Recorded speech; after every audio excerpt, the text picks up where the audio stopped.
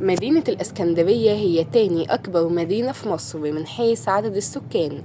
بناها الإسكندر الأكبر بعد دخوله لمصر ب 332 قبل الميلاد، وفضلت هي العاصمة لمصر لمدة كبيرة جدا، يعني تقارب 1000 سنة.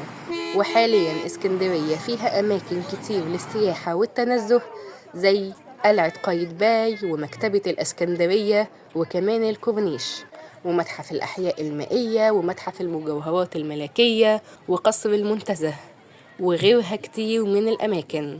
ما تنساش تعمل متابعة ولايك وشير، ولو انت على اليوتيوب تشترك في القناة وتستنى الفيديو الجديد. دي كانت حكاية اسكندرية، نتقابل إن شاء الله في حكاية جديدة. اسكندرية mau pelan-pelan enak bagus pelan-pelan.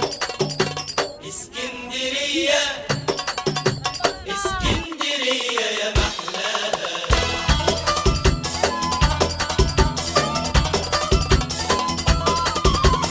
يا ناس ياهو لما اسكندر حكم على الدنيا ودبر شاف المداين واتخير اسكندرية وسماها